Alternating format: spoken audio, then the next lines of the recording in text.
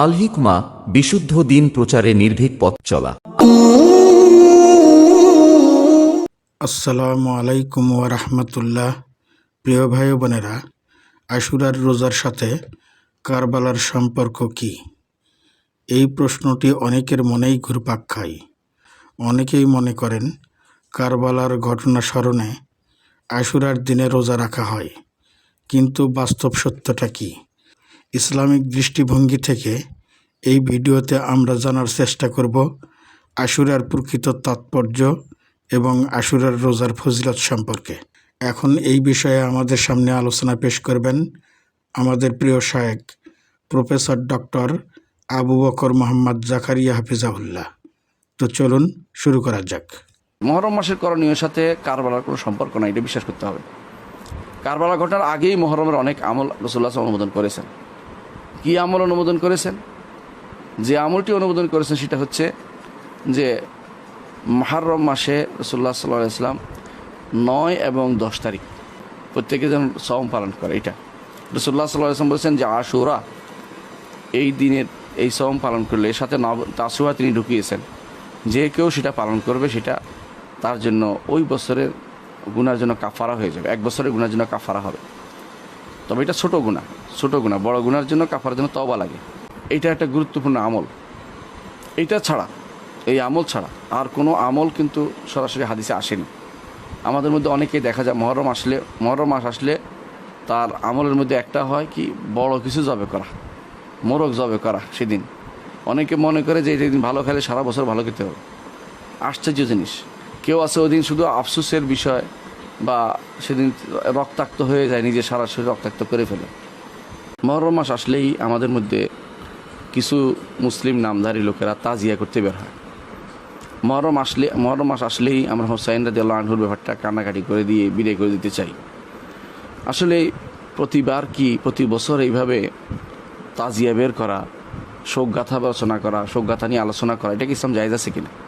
ইসলাম কারো সিরত এবং সুরত উপকৃত হতে বলে, কিন্তু এইভাবে প্রতি বছর কোনো মানুষের বাৎসরিক একটা পালন করবে, মৃত্যু বার্ষিকী অথবা তার শাহাদত বার্ষিকী, এইভাবে দিয়ে পালন করবে, ইসলাম এটা বলে না, এটা জায়েজ নেই। রাসূলুল্লাহ সাল্লাল্লাহু আলাইহি ওয়াসাল্লাম তিনি কোনো মানুষের জন্য তার স্বামী ব্যতীত, স্ত্রী তার স্বামী ব্যতীত অন্য কারোর জন্য 3 দিনের বেশি শোক প্রকাশ করার অনুমোদন করেন নাই। আর বছর ধরে 1400 বছর ধরে শোক প্রকাশ হচ্ছে, কিন্তু শোক শেষ হয় না। আবার মহরম মাস চলে গেলে শোক চলে যায়। এই জাতীয় শোক কেন আমরা করি? আমরা দুঃখ থাকবে, কষ্ট থাকবে যে নবী পরিবারের এই মহান ব্যক্তিত্ব তিনি কারবালার প্রান্তরে মারা গেছেন, কিন্তু এটার জন্য প্রতি মহরম মাসে এইটার জন্য পালন করতে হবে, এই শোক পালন করতে হবে, এটা ইসলাম বলেনি কোনো দিন।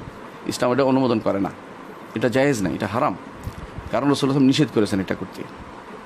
আপনারা জানেন যে যখন ইয়াজিদ ইবনে আবি সুফিয়ান মারা গেলেন, তখন জীবিত ছিলেন উমর হাবিবা রাদিয়াল্লাহু আনহা, জীবিত ছিলেন, নবীর স্ত্রী। তিনি তখন 3 দিন পরে বললেন যে আমার জন্য ভালো কাপড় নিয়ে আসো, আমি শোক প্রকাশ করব। রাসূলুল্লাহ সাল্লাল্লাহু আলাইহি ওয়াসাল্লাম স্বামী ব্যতীত কারোর জন্য 3 দিনের বেশি শোক প্রকাশ করতে নিষেধ করেছেন। এই জন্য এই যে শোক জাতীয় যারা বের করে, তাজিয়া মিছিল বের করে, এটা হারাম কাজ করতেছে, এটা জায়েজ নেই। আবার কেউ নতুন জিনিস বানিয়েছে। সেটা কি? এই দিনে মহরম মাসে আসমান সৃষ্টি, জমিন সৃষ্টি, আদম সৃষ্টি ইত্যাদি কাহিনী ফিরিস্তি লম্বা টানে, সবই মিথ্যা। একমাত্র একটা সত্য আছে, সেটা হচ্ছে এই দিনে আল্লাহ তাআলা মুসা আলাইহিস সালাতু ওয়াস সালামকে ফেরাউনের কবল থেকে নাজাত দিয়েছিলেন, তিনি সওম পালন করেছিলেন। সেই দিনটি ছিল 10ই মুহররম।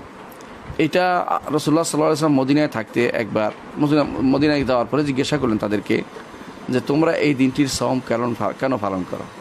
তারা বললেন যে মুসা আলাইহিস সালাম করে। ইহুদিরা জিজ্ঞাসা করলেন সেটা, ইহুদিরা বললেন যে মুসা আলাইহিস সালাম করেছেন, আল্লাহ তাকে নাজাত দিয়েছেন, আমরা এই জন্য করি। এটা হচ্ছে এর সত্যিকার উত্তর। তখন রাসূলুল্লাহ সাল্লাল্লাহু আলাইহি ওয়াসাল্লাম বললেন যে আমরা তোমাদের থেকে মুসার বেশি কাছাকাছি, কারণ তোমরা পথভ্রষ্ট অনুসারী, আমরা সত্যিকার সহজ অনুসারী। কারণ নবীরা সবাই হচ্ছে আল্লাহ বই মাতৃয় ভাই বোন, সেই হিসাবে তিনি বললেন যে আমরা আশুরা পালন করার বিষয় উপযুক্ত। তিনি আশুরা রোজা রাখতেন। তখনও ফরজ সওম অর্থাৎ রমজানের রোজা ফরজ হয়নি। 2য় হিজরিতে রমজানের সওম পালন হয়ে যায়। তারপর থেকে রাসূলুল্লাহ সাল্লাল্লাহু আলাইহি ওয়াসাল্লাম এটাকে নফল হিসাবে কারার দিয়েছেন, নফল সওম হিসাবে নির্ধারণ করেছেন। কেউ ইচ্ছা করলে রাখবে, কেউ ইচ্ছা করলে রাখবে না, এরকম তার সওয়াব বর্ণনা করেছেন যে এই সওয়াবটি পাওয়া যায়। এর আগে রাসূল গুরুত্ব দিতেন, এমনকি যারা যেদিন তিনি প্রথম ঘোষণা তিনি বলেছেন কেউ যদি না খেয়ে থাকে সেজন্য বাকি সময় না খায়, কেউ যদি কোনো বাচ্চাদের পর্যন্ত তোমরা সওম পালন করার অবস্থা করো, এটা তিনি বলেছেন যখন সওম ফরজ হয়নি তখন। পরবর্তী সেটা আর তার জন্য ফরজ, তাদের উপর ফরজ ছিল না, অর্থাৎ সেটা তখন নফল হয়ে যায়। এই জন্য বর্তমানে কেউ যদি কোনো সেই সওম পালন করে তার সওয়াব পাবে, কিন্তু এটার সাথে অন্য কিছু যোগ করে দিবেন না, কারবালা আটকে লাগিয়ে দিবেন না। এটার সাথে নুহের কিস্তি থেকে নুহ তার কিস্তির মাধ্যমে বেঁচে গেছেন যে কিস্তিতে চড়ে, এটাও বলবেন না, এটা মিথ্যা কথা। ইব্রাহিম আলাইহিস সালাতু ওয়াস সালাম আগুনে ফেলে দিয়েছেন, এই জাতীয় কথা বলবেন না, কারণ এটা এর সাথে সম্পৃক্ততা নেই। এই জাতীয় যত ঘটনা উল্লেখ করা সবগুলি মিথ্যা, একমাত্র একটাই শুদ্ধ, সেটা হচ্ছে আল্লাহ তাআলা মুসা আলাইহিস সালাতু ওয়াস সালামকে এদিন ফেরাউনের কবল থেকে নাজাত দিয়েছিলেন, এই জন্য তারা এই দিনের সওমটি পালন করত। এই ইহুদিরা রাসূলুল্লাহ সাল্লাল্লাহু আলাইহি ওয়াসাল্লাম তিনি মদিনায় আসার পরে সেই সওমটি পালন করার নির্দেশনা দিয়েছেন। মক্কায় থাকতে কি তিনি পালন করতেন সওমটি? হ্যাঁ, তিনি মক্কায় থাকতে সওমটি পালন করতেন। মক্কাবাসীরা সেটা পালন করতে দেখে তখন তারা এটা পালন করতেন, এবং রাসূলুল্লাহ সাল্লাল্লাহু আলাইহি ওয়াসাল্লাম এদেরকে মক্কাবাসীদেরকে এটার উপর পেয়েছেন, এই জন্য তিনি সেটা পালন করেছেন। বুখারীতে এর বর্ণনা আসছে। এটা হচ্ছে মক্কা তো তিনি পালন করেছেন, তবে তিনি কারণ জানতে পারেননি, মক্কাবাসীরা পালন করে হিসেবে ভালো কাজ হিসেবে তিনি এটা করেছেন।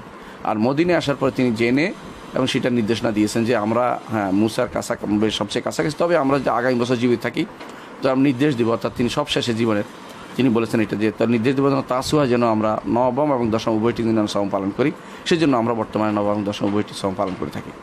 এইটাই হচ্ছে একমাত্র আমল, অন্য কোনো আমল সেখানে নাই।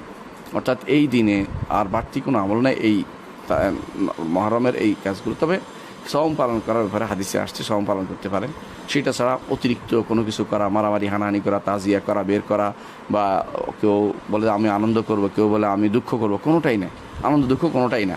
এখানে হচ্ছে সওম পালন করা, এটা ছাড়া আর কোনো আমল নেই। আশা করি বিষয়টি বুঝতে পারছেন।